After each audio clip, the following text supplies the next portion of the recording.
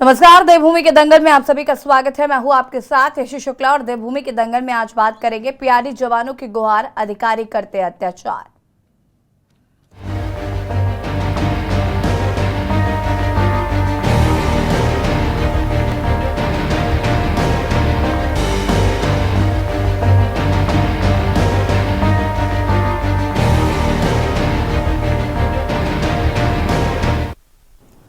देवभूमि उत्तराखंड में पीआरडी जवानों के शोषण का मामला सरगर्मा गया है। दरअसल पीआरडी के जवानों ने उच्च अधिकारियों पर कई गंभीर आरोप लगाए हैं। जवानों का आरोप है कि अधिकारी पीआरडी जवानों से कुत्ता घुमाने और बर्तन मंजवाने का काम करवाते हैं। इस शोषण से परेशान कई पीआरडी जवानों ने कार्यक्रम के दौरान जमकर हंगामा भी काटा है। साथ ही मुख्यमंत्री पुष्कर सिंह धामी से भी इसकी शिकायत की है। वहीं पीआरडी जवानों के इन गंभीर आरोपों पर सरकार ने जांच बैठा दी है। युवा कल्याण निदेशालय ने देहरादून के जिला युवा कल्याण अधिकारी को इस मामले की जांच कर रिपोर्ट देने को कहा है। आपको बता दें कि प्रांतीय रक्षक दल के स्थापना दिवस के मौके पर पीआरडी के कुछ जवानों ने उत्पीड़न के आरोप लगाए थे। उनका आरोप था कि पीआरडी जवानों से अधिकारी 24-24 घंटे काम कराते। अधिकारी घर पर बर्तन मंजवाते हैं, साथ ही कुत्ता घुमाने और घर के निजी काम भी कराते। वहीं पीआरडी के कुछ जवान इस संदर्भ में मुख्यमंत्री पुष्कर सिंह धामी से भी मिलना चाहते थे, लेकिन उन्हें मिलने नहीं दिया गया। हालांकि बाद में उन्हें कैबिनेट मंत्री के सामने अपना विरोध दर्ज कराया। वहीं विभाग ने शिकायत करने वाले पीआरडी जवानों पर ही कार्रवाई कर दी है, जिसके बाद राजनीति और शुरू हो गई है। विपक्ष ने सरकार की कार्यप्रणाली पर सवाल खड़े कर दिए हैं। आज इसी मुद्दे पर करेंगे चर्चा, उससे पहले रिपोर्ट।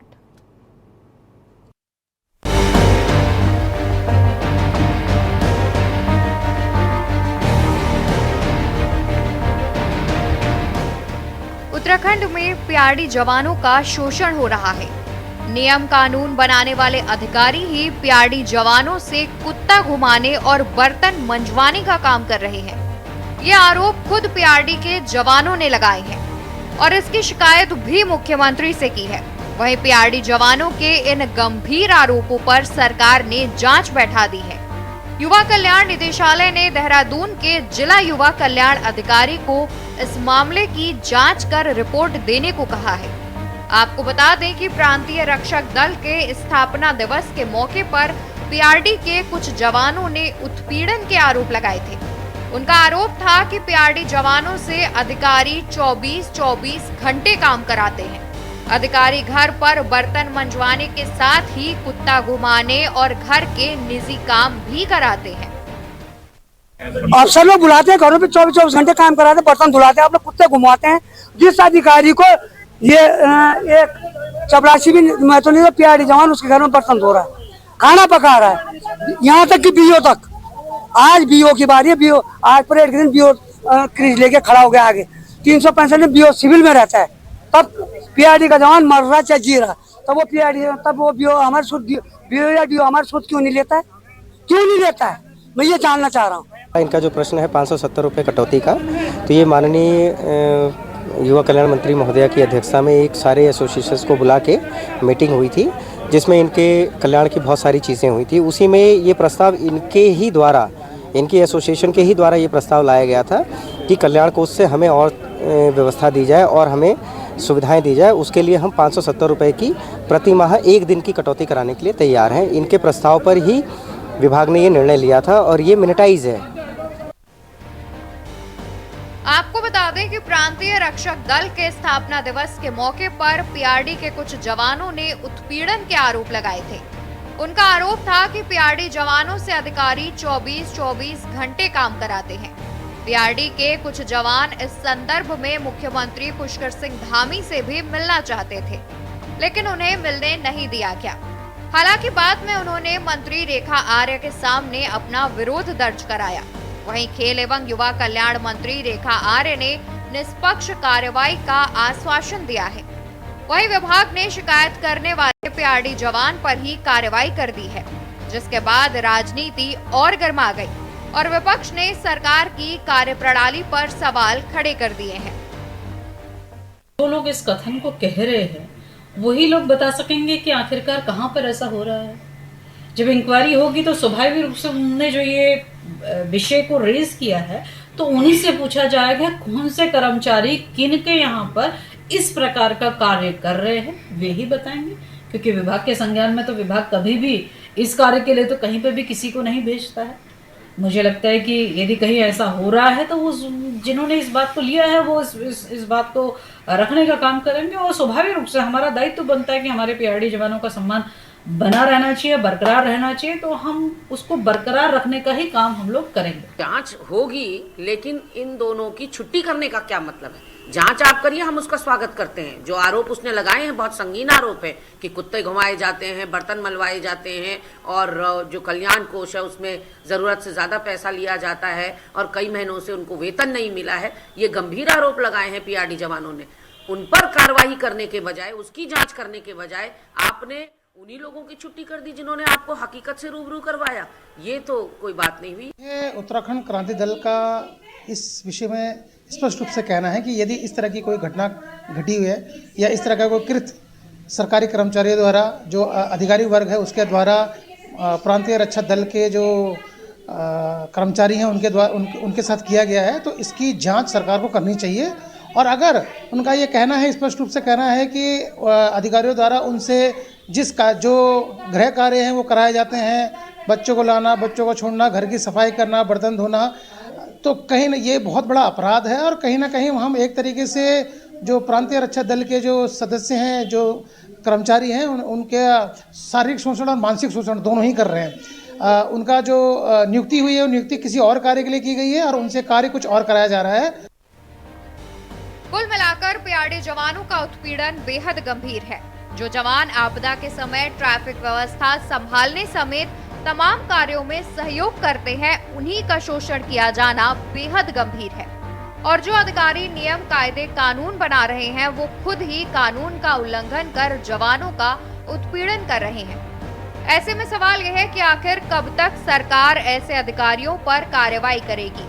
क्या जांच के नाम पर सिर्फ खाना पूर्ति होगी या जांच अपने अंजाम तक भी पहुंचेगी? Uttarakhand desk report. जो हाँ, तो प्यारे जवानों का ये आरोप बहुत ही गंभीर है जो कि अधिकारियों पर लगाया गया है कि वो उनसे पर्सनल काम करवाते हैं, बर्तन मंजवाते हैं, कुत्तों को घुमाने के लिए भेजते हैं, और जो कि काफी शर्मनाक है। हालांकि इस पर जांच बैठाने की बात कही जा रही है। चर्चा आज हम इसी पर करेंगे। मेहमान हमारे साथ जुड़े हुए हैं, साहब का परिचय करा देते हैं।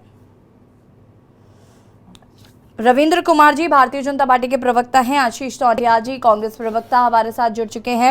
विपिन खन्ना जी आम आदमी पार्टी के प्रवक्ता हमारे साथ जुड़ चुके हैं। पीसी थपलियाल जी वरिष्ठ यूकेडी नेता, और सुभाष झा जी हमारे साथ जुड़ चुके हैं, वरिष्ठ पत्रकार। आप सभी का बहुत बहुत स्वागत है। सबसे पहले तो शुरुआत आशीष टोटिया जी, अगर हम बात करें यहाँ पर तो अधिकारियों को लेकर पहले से ही ये कहा जा रहा था कि अफसरशाही हावी रहती है और मंत्री कहते हैं कि वो सुनते नहीं हैं, और यहाँ पर आज पीआरडी जवान कह रहे हैं कि उनका शोषण हो रहा है, उनसे निजी कार्य कराए जा रहे हैं, कुत्ता घुमाने जैसे चीजें निकल कर सामने आ रही हैं। क्या कुछ कहना चाहेंगे सबसे पहले तो, क्योंकि बेहद ही शर्मनाक है। ऐसा मैंने कहीं किसी राज्य में नहीं सुना कि पीआरडी जवानों से इस तरीके के कार्य कराए जाते हैं।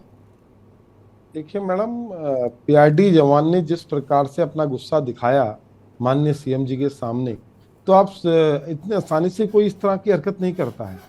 अगर वो प्रोग्राम के बीच में सीएम साहब को पकड़ लेते हैं, उनसे बताने की कोशिश करते हैं, तो इससे माना जा सकता है कि उनका कितना मानसिक उत्पीड़न किया गया होगा, वो आदमी कितना मानसिक रूप से परेशान हुआ होगा जिसने सीएम को पकड़। किस पे हिम्मत होती है मैडम सीएम की सिक्योरिटी के बीच में घुस जाना? कौन करेगा? जो अपनी जान की रिस्क लेके वहां तक पहुंच रहा है, तो जरूर निश्चित ही बहुत ज्यादा प्रताड़ित होगा वो व्यक्ति। और सीएम साहब भी दिख रहे थे, सीएम साहब भी बड़े मजे में आगे को निकल गए। उन्होंने ये नहीं सोचा कि चलो जब कोई आदमी, अगर पहले तो उसने हिम्मत कर दी, दूसरा हिम्मत करके ये भी दिखा देते, ये भी कहते चल कोई बात नहीं, 5 मिनट का समय दे देते उसको और बात करके क्या पता उससे कोई बात होती। इतना परेशान क्यों है वो व्यक्ति? कहीं ऐसा ना हो कल के दिन अपने इस मानसिक उत्पीड़न के कारण कोई कुछ गलत काम कर दे। तो इन्हें जो निश्चित ही एक राज्य का मुखिया होने के नाते उसकी बात को सुनना चाहिए था, समझना चाहिए था और आगे अपने अधिकारी को निर्देशित करते, क्योंकि जो बात डायरेक्ट सीएम समझ सकते हैं वो मेरे ख्याल से हर कोई नहीं समझ सकता। तो और सीएम साहब पे पूरी पावर होती है, तो सीएम साहब को जब इस तरह हुआ था तो उनकी बातों को सुनना चाहिए था। और सही बात है, सरकारी अगर नौकरी पे किसी को रखा है तो उसकी ड्यूटी पहले डिसाइड होती है और होनी भी चाहिए कि उसकी ड्यूटी क्या क्या होती है। अगर कोई किसी काम को नहीं कर, प्यार से तो आदमी से कुछ भी करा लो आप, पर आप अगर जबरदस्ती और गाली गलौज करके किस तरीके की हरकत कर रहे हैं अधिकारी, ये तो पीआईडी जवानी बहुत अच्छी तरह बता पाएंगे इनके साथ हुआ है। तो आज जिसने ये हिम्मत करी उसको अभी कह रहे हैं कि उसको भी हटा दिया कुछ टाइम के लिए उसकी नौकरी से, तो ये बड़ा दुर्भाग्यपूर्ण है। राज्य के अंदर ऐसा नहीं होना चाहिए। और अब हमें लगता है कि जनता का गुस्सा इतने दिखने लग गया है कि लोग संसद भवन के अंदर भी घुसने लग गए हैं और सीएम साहब के बीच में प्रोग्राम में सीएम साहब को पकड़ने लग गए हैं।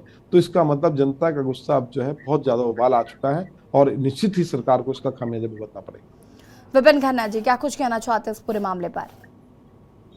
देखिए यशी जी, जो ये चीजें हमारे सामने आ रही हैं और जिस प्रकार से पीआरडी जवान एक मुख्यमंत्री के सामने आके अपनी पीड़ा बता रहा है, तो निश्चित तौर से उसकी पीड़ा सुनने वाला कोई नहीं है, कोई अधिकारी तो कम से कम उसकी पीड़ा सुनने वाला नहीं है।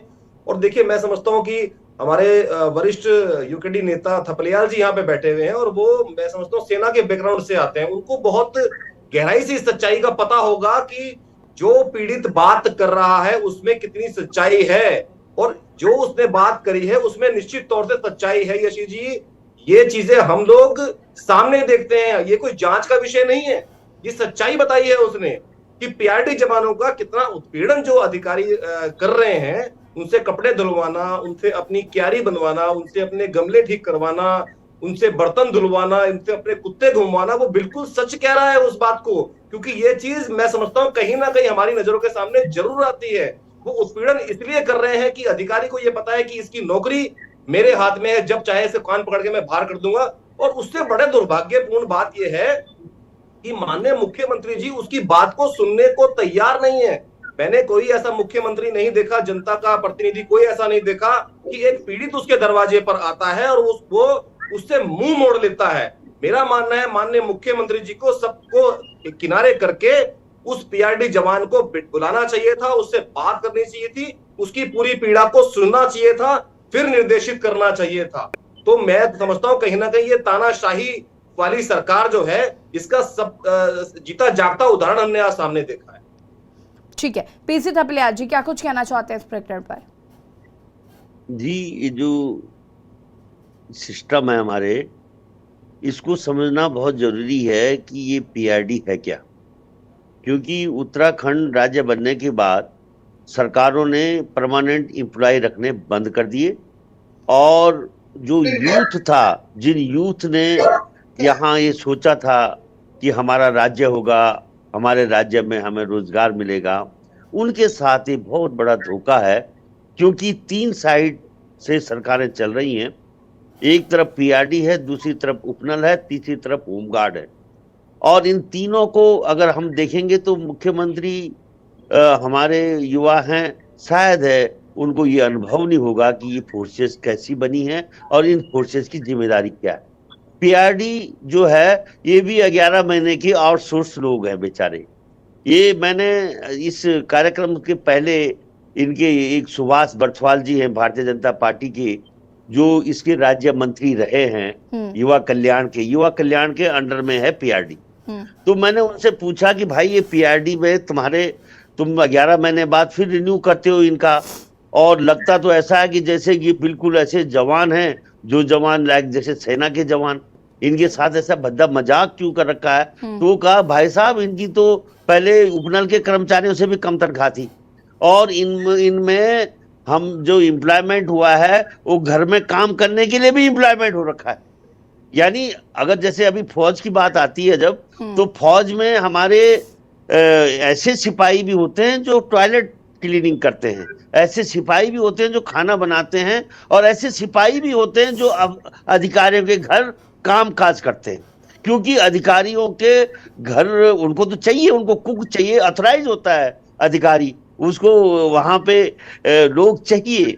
लेकिन धीरे धीरे जो सरकारें अपनी जनता, अपने विभाग पे नियंत्रण करने में नाकामयाब हो जाए, तो निश्चित रूप से ये चिंता का विषय है कि जो सिस्टम है हमारा उत्तराखंड का, वो सरकारी सिस्टम हमारा फेल होने की कगार पे पहुंच चुका है। यहाँ पे उपनल कर्मचारियों के साथ किस तरह से मजाक किया जाता है, किस तरह पीआरडी के लोगों के साथ शोषण किया जा रहा है, जो शोषण की गाथा यहाँ पे सामने आई है, ऐसे ही शोषण उपनल कर्मचारियों के साथ भी किया जाता है। और उपनल का तो मैं पहले भी बता चुका हूं कि जब मैं उपनल कर्मचारी जो महिलाएं हैं उनको मिला तो उनके आंसू मैं रोक नहीं पाया जब उन्होंने बताया कि हमारे साथ क्या क्या होता है 11 महीने के बाद रिन्यूअल कॉन्ट्रैक्ट करने के बाद।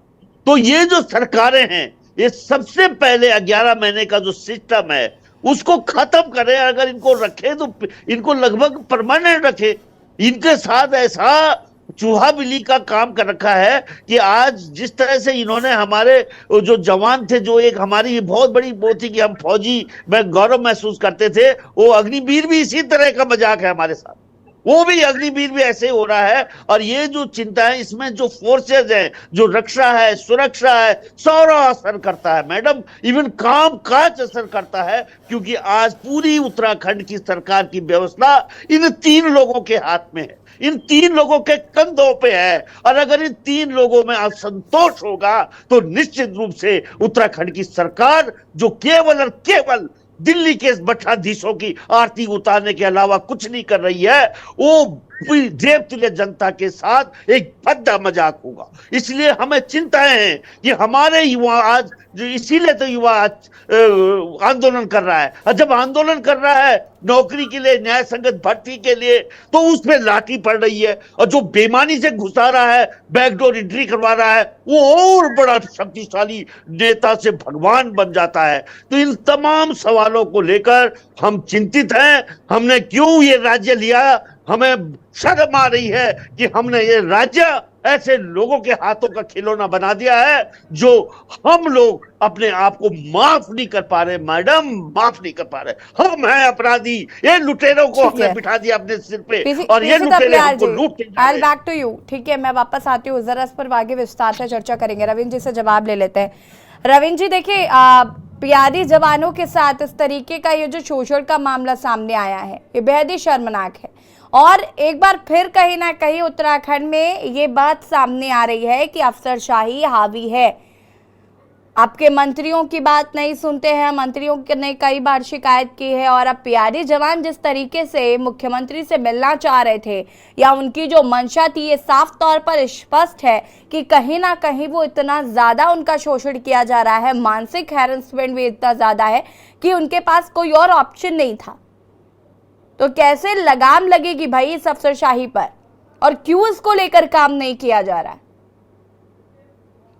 देखिए यशी जी, जिस प्रकार से पीआरडी का सालाना उत्सव था, जो उनका अपनी एक वार्षिक उत्सव मनाया जाता है, उसमें माननीय मुख्यमंत्री जी के सामने जिस प्रकार से अपनी वेदना एक पीआरडी जवान ने रखी, जिस गंभीरता के साथ माननीय मुख्यमंत्री ने उसकी बात को सुना और सुनने के बाद उसके एक कमेटी बना के जांच कमेटी की सौंप दिया, ये वास्तव में हमारे लिए भी एक अचरज की बात थी कि इस प्रकार से अगर कोई अधिकारी या कोई ऐसी गंभीर आरोप लगा रहा है किसी के ऊपर, तो उसकी जांच होनी चाहिए। और जांच के बाद ये सत्यता और तथ्यता पर जांच करके उसमें क्या सच्चाई है, और बिल्कुल उस पर कार्रवाई होनी चाहिए। इस प्रकार से पीआरडी जवानों का जो काम है उसके अलग अगर कोई इस प्रकार से कोई काम लेता है, या समय अवधि, जिस समय अवधि के लिए उनके टाइम बॉन्ड है उसके अलावा अगर कोई काम लेता है, तो निश्चित रूप से ऐसे जो भी लोग हैं उनके ऊपर कार्रवाई होनी चाहिए। और उनकी वेदना को गंभीरता दिखाते हुए माननीय मुख्यमंत्री ने बहुत अच्छे से जो है उनकी बात को सुना। अगर ऐसा ना वो सुनते, जो बार बार मैं आपके जितने भी पैनलिस्ट बैठे हैं वो एक बात कह रहे हैं कि मुख्यमंत्री ने सुना अनसुना कर दिया, तो मुझे लगता है अगर अनसुना करते तो शायद जांच कमेटी की ना बैठाते, ना जांच करवाते। ये उनकी गंभीरता का विषय है कि माननीय मुख्यमंत्री जी ने बड़े ध्यान से सुना। मैं देख भी रहा था आपके वीडियो में, जब वो सुरक्षा गार्ड उसे रोक रहा था तो मुख्यमंत्री जी ने हाथ कटा के उसे उसकी बात सुनने के लिए इशारा किया कि आराम से बोल, बता अपनी बात।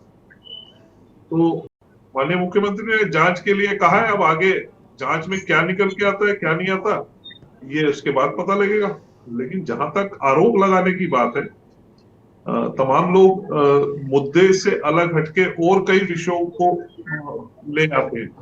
तो मुझे लगता है कि किसी भी चीज को समय से पहले उसके ऊपर कोई टिप्पणी करना कहीं ना कहीं ठीक है। समय समय पे जब भी अधिकारियों को लेके कोई ऐसी बात आती है तो मैं नहीं समझता कि सीधा आरोप ये लगा देना चाहिए कि अफसरशाही यहाँ हावी है, अफसरशाही कुछ नहीं, ये नहीं कर रही, वो नहीं कर रही। अफसरशाही से काम लेना किस प्रकार है, माननीय मुख्यमंत्री को बड़े अच्छे से आता है। आज उसी का नतीजा है कि जिस प्रकार से एक सफल ग्लोबस समिट यहाँ हुआ है, एक रिकॉर्ड तोड़ यहाँ पे इन्वेस्टमेंट आया है, आज जिस प्रकार से प्रगति के पथ पे उत्तराखंड चल रहा है, ये अफसरशाही को कैसे कंट्रोल करके उनसे काम लिया जाता है, माननीय मुख्यमंत्री ने बड़े अच्छे से, बड़ी सहजता से, बड़ी निर्मलता से। रविंद्र जी देखिए, ये तो आप कह रहे हैं ना, लेकिन यहाँ पर जो तस्वीर निकल कर समय समय पर आती है, हम तो उस पर ही बात कर रहे हैं। आप कह रहे हैं कि अफसरशाही हावी नहीं है, लेकिन आपके मंत्री समय समय पर ये बात कहते हैं। हम आप पर पर्सनली आरोप नहीं लगाने आए हैं कि नहीं अफसरशाही हावी हो रही है, हमें कोई फर्क नहीं पड़ रहा अफसरशाही से, लेकिन वहां पर आपके मंत्री ही समय समय पर यह बात कहते आए हैं। और हर सरकार में ऐसा हुआ है कि अफसरशाही ने ना कभी मंत्रियों की सुनी है, ना किसी और केंद्रीय मंत्री की सुनी है, किसी की नहीं सुनी। वो सिर्फ अपना काम करते हैं, उनको लगता है कि भाई सत्ता आनी जानी है, हम तो स्थायी हैं, हमारी जो मर्जी होगी हम वो करेंगे। खैर, इस पर मैं वापस आऊंगी। वरिष्ठ पत्रकार सुभाष झा जी हमारे साथ जुड़े हुए हैं। सुभाष जी, ये जो पीआरडी जवान जिन्होंने कंप्लेन करी है, इनके बारे में जानकारी ये है कि एक परिवहन विभाग में और एक मंडी परिषद में तैनात है, और उनसे ये काम कराए जा रहे थे कि उनसे बर्तन मंजवाए जा रहे हैं, उनसे कहा जा रहा है कि आप हमारा कुत्ता घुमाइए, उनसे निजी काम कराए जा रहे हैं। क्या कैसे देख रहे हैं इस पूरे मामले को? मैं मुद्दे पे आता हूँ, एक दो टिप पहले रविंदर भाई से थोड़ा रूबरू हो लूं। रविंदर भाई तो खुद पीआरडी जवान की तरह भाजपा में काम कर रहे हैं। अभी तक इनको राज्य मंत्री भाजपा ने नहीं बनाया। दिन भर जो है सब उल्टे सीधे काम दूसरे लोग करते हैं, जवाब इनको आकर के देना पड़ता है। आप इनको भी तो समझिए, इनकी पीड़ा को। अब क्या करें बेचारे, भाजपा का बचाव नहीं करें तो क्या करें। खैर, अब मुद्दे पे आते हैं। मुद्दा यह है कि देखिए, सर्विस मैनुअल के हिसाब से अगर कोई भी काम नहीं होता है तो वो गलत है। और बाकायदा चाहे वो एक चपरासी की नियुक्ति हो, चाहे वो किसी चीफ सेक्रेटरी की नियुक्ति हो, सबके सर्विस मैनुअल में लिखा हुआ है कि उसे क्या करना है और क्या नहीं करना। अगर पीआरडी जवानों की नियुक्ति होती कि भाई साहब आपको कुत्ते टहलाने हैं, तब तो ठीक था। अगर पीआरडी जवानों की नियुक्ति इसलिए होती कि भाई साहब आपको घर में खाने बनाने पड़ेंगे, जूते भी धोने पड़ेंगे और उनके बीवी को घुमाना भी पड़ेगा, तब तो ठीक था।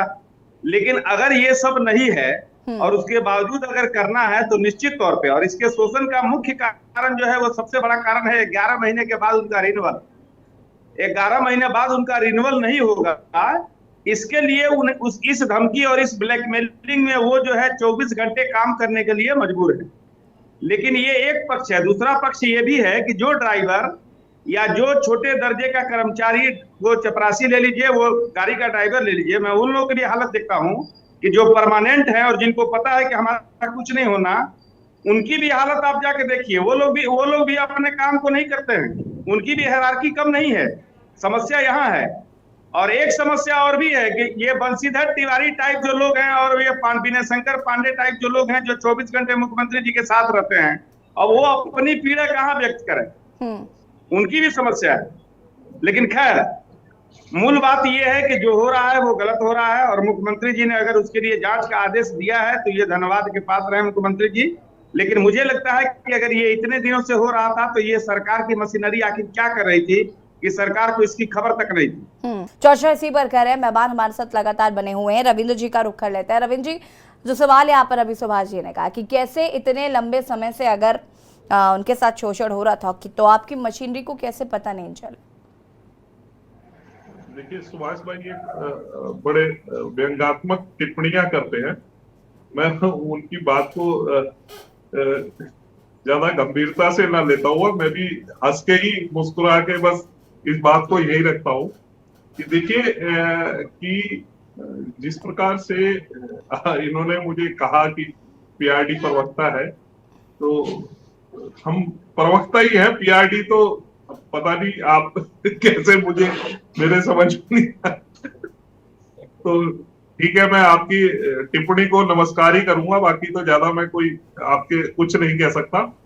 हाँ, लेकिन ये जरूर है कि देखिए, ये वाकई में एक दुखद पहलू है कि जिस प्रकार से विभाग के ही लोगों ने अपने विभाग के जिस जगह वह काम करते हैं उसको लेके एक आवाज उठाई। और दूसरी बात देखिए, बहुत अच्छी बात सुभाष भाई ने कही है कि क्या कहीं 11 महीने के कॉन्ट्रैक्ट की वजह से बेचारे नहीं होना पड़ रहा, ये भी एक जांच का विषय जरूर होना चाहिए। और जब हम ऐसी गंभीर चर्चा में ऐसी चाहे व्यंग्यात्मक रूप से ही सही, लेकिन ऐसी चर्चा का विषय में आता है, ये सही बात है कि कहीं ऐसा तो नहीं है कि उनको 11 महीने का डर दिखा के उनके साथ उनने कहा भैया काम करना पड़ेगा, नहीं तो अगली बार टर्म ये निकाल दिया जाएगा। रविंद्र जी देखिए, ये जो सही बात है, ये जो आप कह रहे हैं कि ये सही बात है, ये डिबेट में करने से क्या फायदा अगर आप इसको आगे तक नहीं ले जा रहे। वहां अगर ये सारी बातें आपको समझनी चाहिए, आपकी सरकार है, कैसे आप, जैसे कहा जाता है कि प्रदेश के अंतिम छोर में बैठे व्यक्ति को लाभ मिलना चाहिए, तो ये सब तो आपका ही काम है ना। आज जांच हो रही है, अब इस पर बातचीत होगी, इंतजार किया जाता है हर चीज का। मैं उचित जगह पे इस बात को जरूर रखूंगा। ये बात हकीकत है कि ऐसा अगर हो रहा है तो ये गलत है, और इस पहलू पे भी जांच होनी चाहिए। कहीं ऐसा तो नहीं है, कौन लोग हैं जो इस तरीके की अगर कोई ब्लैकमेलिंग करके किसी के साथ ऐसे नाजायज जो काम उसकी सूची में नहीं है वो काम उससे करवाया जा रहा है, चाहे घर का काम हो, चाहे गाड़ी साफ करवाना हो या बर्तन बजाना हो।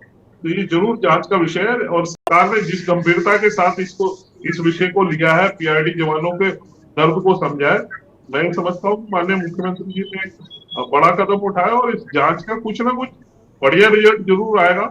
और मैं माननीय मंत्री जी से भी इस विषय पे जरूर चर्चा करूंगा कि इस तरीके की चर्चा का विषय चैनलों के माध्यम से हो रहा है तो इस पे गंभीरता और अधिक गंभीरता होनी जरूरी है, क्योंकि भारतीय जनता पार्टी की सरकार जो है वो इसी वादे के साथ है कि शोषित वंचित समाज के दबे कुचलों की सरकार है। उसकी किसी भी लास्ट में बैठे हुए व्यक्ति के साथ किसी भी प्रकार का हरेसमेंट नहीं होना चाहिए। उसके काम के अलावा कोई अन्य ऐसे विषय पे कोई काम करवाता है तो इसके ऊपर जरूर लोगों पे जो ऐसा काम करते हैं उन पे जरूर कार्रवाई होनी चाहिए। ये जांच के बाद पक्का एक दिन हम जब जांच की रिपोर्ट आएगी सुभाष जी अभी रविंद्र एक ठीक है रविंद्र जी वापस आऊंगी मैं। सुभाष जी अभी रविंद्र जी कह रहे थे कि अफसरशाही हावी नहीं है, एक दो मामले ऐसे निकल कर आ जाते हैं उसके बाद फिर हम इसको हवा बना लेते हैं कि नहीं अफसरशाही हावी है।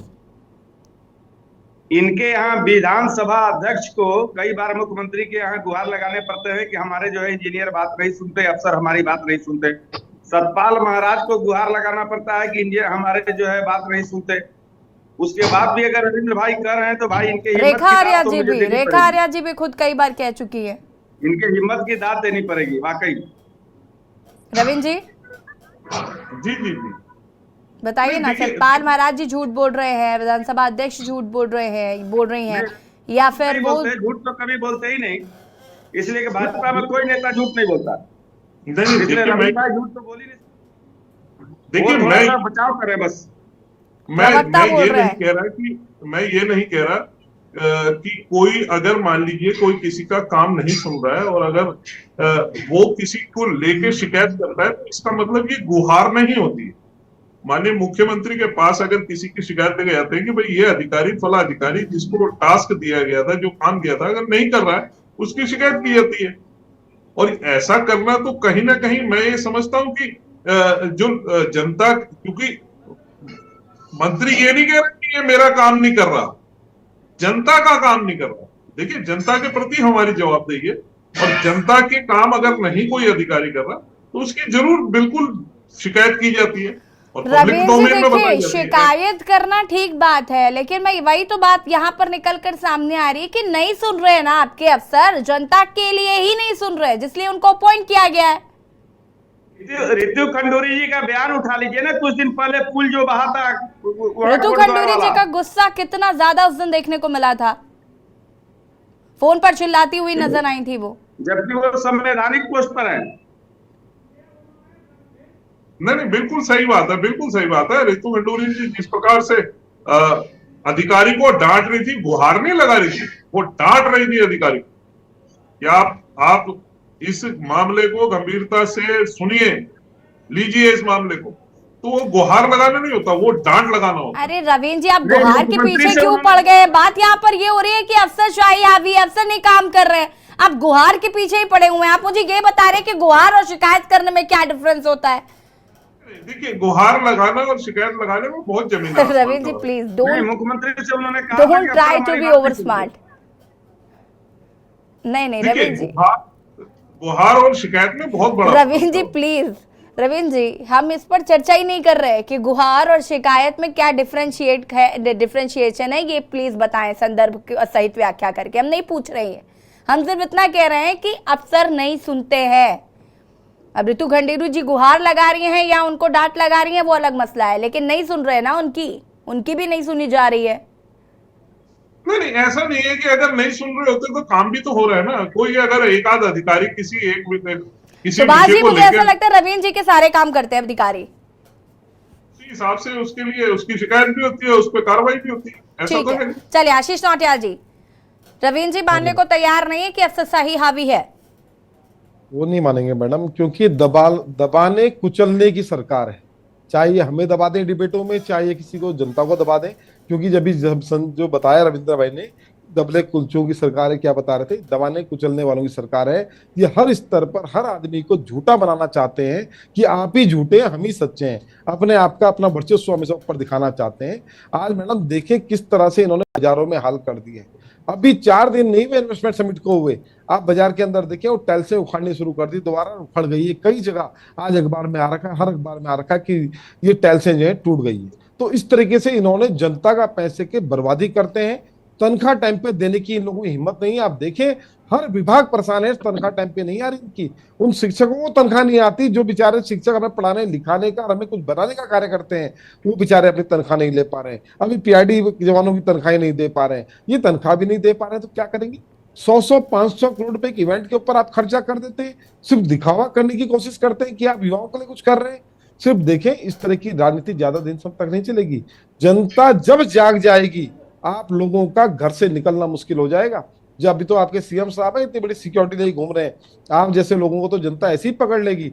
रविंद्र भाई, पक्ष उस बात का रखो जो सही हो, गलत का साथ मत दो। जरूर आपकी चाहे पार्टी हो चाहे मेरी पार्टी हो, गलत हमेशा गलत होता है, गलत का साथ हमें नहीं देना चाहिए। और पीआरडी जवान ने जिस प्रकार पकड़ा, मुख्यमंत्री थे बच गए बेचारे, कुछ और होता कोई तो उसका तो क्या हाल बना देते हो। तो निश्चित ही मैडम इनके लिए काम होना चाहिए। और अभी तो सिर्फ धामी जी जो हैं धाकड़ कहलाए नाम के धाकड़ हैं, बाकी धाकड़ है नहीं। और रविंद्र भाई को भी दिख रहे हैं, वो सुन रहे हैं, सुन नहीं रहे हैं, वो मजबूरी वश खड़े हैं। क्योंकि उनके सामने जब पीआरडी जवान आके हल्ला करने लग गए तो मजबूरी वश उनको 5 मिनट 2 मिनट झेलना मुश्किल हो गया कि इनके सामने कैसे खड़ा हो। अगर सही एक सीएम होते, सही अगर सोच होती युवाओं के प्रति, इनके पीआरडी वालों के प्रति, निश्चित कहते बैठ के बात करते हैं समस्या क्या है बताओ, आप समस्या सुनते और उसका समाधान जितना बढ़िया। जांच कमेटी का गठन क्यों किया गया? अच्छा मुझे बताइए, फिर उन्होंने जांच कमेटी क्यों बनाई? उन्होंने क्यों बनाई? अगर उनको नहीं इंटरेस्ट होता तो वो वहां से निकल जाते ना। नहीं, निकल ही रहे थे, मतलब कैसे निकलेंगे, भागेंगे क्या? वो निकल रहे थे, वो निकल ही रहे हैं। आप देखिए उस अपनी वीडियो तो आपके पास ही है, वो निकल ही रहे हैं, पर वो जबरदस्ती दबाव में आके उन्हें रुकना पड़ रहा है। हाथ हिला रहे हो, रुको रुको अभी रुको, मैं आता हूँ लौट के। वो भागने की तैयारी में थे, वो भाग ही रहे थे। पर वो जो अच्छा जांच तो किसी भी बात के लिए बोल दिया जाता है, कुछ भी होगा जांच होगी इसकी जांच कहाँ जा रही?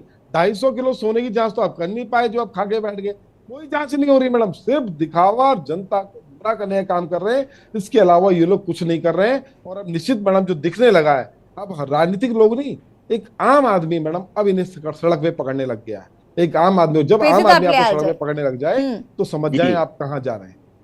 जब राजनीति कमजोर होती है तो बहुत ही खतरनाक स्थिति पैदा होती है, क्योंकि हमारे जो लीडरशिप है वो ऐसे लोगों के हाथ में है जो कहीं पे चपरासी बनने लायक नहीं थे, वो आज हमारे भाग्य विधाता बने हुए हैं। ये मैं कई बार सोचता हूँ कि आज जो ये बोल रहे हैं कि साहब हम नियंत्रण नहीं कर पा रहे हैं, अधिकारी हावी हो रहे हैं। अधिकारी एक ऐसे आईएएस, बड़ी मेहनत के साथ एक आदमी आईएएस बनता है, अब एक बेटा जब कभी किसी का आयस बनता है तो उस आदमी को कितना सीना चौड़ा होता है और कितना काबिलियत के माध्यम से एक आदमी अधिकारी बनता है। लेकिन उस अधिकारी से काम लेने वाला जब निकम्मा हो, या आप देखिए दूसरी ओर आप प्राइवेट सेक्टर को देखिए, प्राइवेट सेक्टर कैसे कंट्रोल कर रहे हैं, कैसे वे राइज कर रहे हैं। आज स्थिति ऐसी आ गई है कि हमारी सरकारें छोटी सी छोटी चीज चलाने में भी, देखिए जैसे मैंने बोला कि गढ़वाल मंडल विकास निगम के पास पूरे टीआरसी थे, उनके पास एक फ्लीट होता था, सब धीरे धीरे सब आलू फार्म खत्म, हमारे हॉर्टिकल्चर के बगीचे होते थे सरकार के पास, सब बंजर। अब स्थिति खत्म होते होते यहाँ पे आ गई है कि ये अपने कर्मचारियों को भी नियंत्रण करने में फेल हो रहे हैं। ये तो बोझ है हमारे सिर पे, बोझ। ये पत्थर रख दिए, और पत्थर रखे कैसे कैसे जो पार्टियां हैं, ये पार्टियां किस ऐसे लोगों को टिकट दे रही हैं। आपने अभी देखा होगा, पूरे देश में देखा होगा कि राजस्थान में ऐसा मुख्यमंत्री ढूंढ के लाए जो गाली गलौज करता था, ऐसे ही मध्य प्रदेश में लिया है एक ऐसा व्यक्ति। बस तीनों, मेरे को दुख होता है क्योंकि राजस्थान मेरे देश का मुख्य प्रदेश है, मध्य प्रदेश मेरे देश का है, मैं छत्तीसगढ़, और वहां पे तुम कमजोर नेताओं को आगे करोगे तो माननीय प्रधानमंत्री जी, तुम्हारी योग्यता को सलाम सलाम। तुमने ऐसे ही हमारे उत्तराखंड में बिठा दिया है कि इन्वेस्टर समिट खत्म होती है, हम लोग सवाल कर रहे हैं कि भाई बताओ, तुम लंदन गए थे तो लंदन जाके तुमने क्या किया? कुछ जवाब नहीं। वो कहां गई वो पोमा कंपनी, क्यों नहीं आई हुई एफआरआई के अंदर? कोई जवाब नहीं। इन तमाम सवालों को लेकर सिलकारा हुआ। सिलकारा के बाद वो उस दिन तक तो कितना बड़ा तमाशा हुआ, मैडम देखो फूल आ जाइए बाहर आइए, और उसके बाद कौन उसका अपराधी था? एसटीपीआई चमोली में 11 लोग पहाड़ी हमारे मारे गए बेचारे, एक पुलिस का अधिकारी भी था उसमें जो चिपट गया था एसटीपी पे। उसके बाद इंक्वायरी खत्म, अंधेरों में धकेल दे रहे। अंकिता का जो पटवारी, जो मेन कल्प्रिट था, वो पटवारी साहब रजिस्टर्ड हो चुके हैं। तो मैं ये बोल रहा हूं, ये प्रदेश क्या, ये सरकार ही अपराधियों की सरकार बन चुकी है। और तब कई लोग बोलते हैं, देखो मैडम हम कितने सालों से इन लोगों को देखते आए हैं जो हमारे भाग्य विधाता। हमने इनको लोगों के साथ यहाँ पे भिदोली में शराब पीते हुए देखा है, हमने इनको साथ इन खनन के माफियों के साथ चोरी करते हुए देखा है, और आज वो हमारे सिर पे बैठे हैं। कैसे मैं जी बोलूं उनको? ठीक है तपियार जी, वेट फॉर मिनट। रविंद्र जी, इसके बाद विपिन जी आपके पास आते। नियंत्रण करने में फेल हो चुके हैं। बहुत बड़ी समस्या, गंभीर समस्या आ गई है इस राज्य में। रविंद्र जी जी देखिए, मैं थपलियाल जी की बातों से कुछ समझ नहीं पाता हूँ, ये शुरू कहाँ करते हैं और कहाँ खत्म करते हैं, और बीच बीच में ये ऐसे आप पीआईडी के बारे में बता दीजिए साहब, ये पीआईडी है क्या? मैं आपके पास धो के पीटाऊंगा। आप तो हैं ही, मेरी बात को समझते हुए ही नहीं, 6 जन्म लोगे फिर भी नहीं समझते। दिन थपलियाल जी आपने पी लिया, आपका उद्धार हो जाएगा, गारंटी है, इसकी गारंटी मैं देता हूँ। देखिए आपने पीआरडी को छोड़ के सब बातें करी। अरे पीआरडी आप बताओ ना, पीआरडी है क्या? मैं पीआरडी के बारे में मैंने पहले ही बोला, ये लगने के काबिल नहीं था, ये कमीने लोग। आप इस तरीके की हरकतें करते हैं थपलियाल जी, एक बड़े। अरे कमीना वर्ड तो तुम यूज कर रहे हो, कमीना वर्ड किसी ने सुना? आप इस तरीके से कमीने वर्ड कैसे यूज कर दिया तुमने? थपलियाल जी वेट इस्तेमाल करते हैं। देखिए मैडम, देखिए इस प्रवक्ता को, पीआरडी के बारे में कुछ नहीं बोलना। आपने क्या बोला? आपने तो एक भी बात, मैंने तो शुरू में ही बोल दिया था कि उपनल, पीआरडी और होमगार्ड एक ऐसी तरह की फोर्स। शराबे पी रहे थे, आप तो ये बोल रहे थे कि चपरासी बनने लायक नहीं थे, यहाँ के मंत्री बन गए, नेता बन गए। हाँ, मैं बताऊं कौन कहाँ शराब पी रहा था? नहीं थपलियाल जी प्लीज रुक जाइए, हमारा विषय नहीं। तो फिर जब मैं जानता हूँ और अथॉरिटी के साथ बोल रहा हूँ, तो ये आदमी नहीं जानता तो क्यों बोल रहा है? थपलियाल जी आप गंभीर व्यक्ति, टीवी चैनल्स पर कुछ चीजें नहीं बोलनी चाहिए। गंभीर तो तुम नहीं हो। ठीक है रविंद्र जी, देखिए वो पीसी थपलियाल जी का दर्द है, आप समझिए। राज्य आंदोलनकारी रहे वो, उनका समय समय पर दर्द निकलता रहता है, और वो उस तरीके की बातें सिर्फ इसलिए करते हैं क्योंकि उनको कहीं ना कहीं तकलीफ होती है। नहीं ठीक है Thapliyal ji, wait for a minute. Ravindra ji आप जवाब दीजिए। देखिए पीआरडी जवानों के साथ अन्याय हो रहा है, अफसरशाही हावी है, लेकिन आप ये दोनों बातें स्वीकार नहीं कर रहे हैं। आपने जांच करा दी, आपका कोरम पूरा हो गया। और सप्रिया जी यही बात तो कह रहे थे कि जांच कमेटियां न जाने कितने मामलों की बनी है, लेकिन आज तक ऐसे कई मामले हैं जिनका निस्तारण हुआ ही नहीं। वो जांच कमेटी कहाँ गई, कुछ अता पता ही नहीं है, क्योंकि मामला आता है, जांच कमेटी बना दी जाती है और वो कमेटी फिर क्या कर रही है क्या नहीं कर रही है, इसका कोई अपडेट कभी भी पब्लिक डोमेन पर नहीं आता। जांच कमेटी होती है और उसकी जांच की रिपोर्ट ना आए, ऐसा तो कोई नहीं है। जांच होती है, जांच का निष्कर्ष आता है और जांच जिस विषय पे होती है उसी विषय पे रहेंगे ना। आप ये बताइए कि ना, आप कौन शराब पी रहा है, कौन खनन माफिया हो रहा है, रविंद्र जी कौन ठीक है, चपरासी ठीक है, आपको भी पता है कि वो भावनाओं में बह गए, ठीक है, छोड़िए, उस बात को पॉइंट आउट करने का कोई फायदा नहीं। लेकिन प्यारे जवानों की जो समस्या है वो गंभीर समस्या है। जैसे कि मैं आपको बता दूं, देखिए अभी आप एक आज अखबार न्यूज पेपर के माध्यम से मैंने पढ़ा, शिक्षा विभाग में 28 ऐसे अधिकारियों की जो शिक्षा के में अपने काम को पूरा नहीं कर सके, उनके वेतन रोकने का सरकार ने काम किया है। अगर ऐसे अधिकारी अगर हैवी होते तो ऐसे अधिकारियों पे कार्रवाई ना होती। आज के न्यूज़पेपर में ही आप देखेंगे तो सभी जिलों के 28 ऐसे शिक्षा अधिकारी हैं जिनकी सरकार ने तनख्वाह रोकने की और उनसे जवाबदेही की रिपोर्ट मांगी। तो ये कहना कि अफसरशाही हावी है, मैं नहीं समझता ये कहीं से कहीं तक सही है। अगर अफसरशाही हावी होती तो इस प्रदेश की जिस प्रकार से कांग्रेस के राज्य राजस्थान की अफसरशाही वहां हावी कहते हैं, जो सब अलग अलग जगह अपनी लूटपाट कर रहे थे, आज सरकार बदल दी।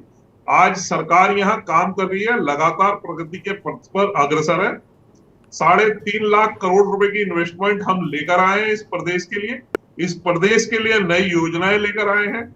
ये प्रदेश लगातार विकास की ओर भाग रहा है। ये समय समय पे ठीक है, ऐसी घटनाओं को भागता बाहर ही निकल गया रविंदर भाई, ज्यादा ना भाग क्या जाता है, ध्यान रखना, कई राज्यों से बाहर निकल गया। बहुत तेज भगा रहे हो आप।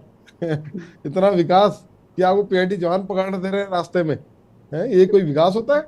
देखिए आपको विकास दिखने भाग जाता है, मोटर लग जाता है, पता लगाओ दूसरे राज्य में भाग गया यार, छूट गया। आपको लगातार जनता देखिए तेज ना मांगे, मध्य प्रदेश में आएगा, छत्तीसगढ़ और राजस्थान नहीं बचा सके। कोई बात नहीं रविंदर भाई, सरकार विपिन खन्ना जी की प्रतिक्रिया ले लेते हैं। विपिन खन्ना जी, सुभाष जी कुछ कहना चाहते हैं क्या? सरकार आती जाती रहती है, सरकार बनाने से घमंड नहीं करना चाहिए।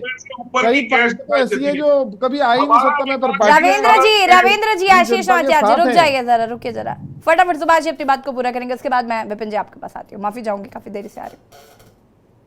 देखिए सबसे बड़ी बात यह है कि विकास बहुत तेज भाग रहा था, जाकर के वो टनल में फंस गया, उसको निकालने में 14 दिन लग गए, फिर विकास तेज भागने लगा।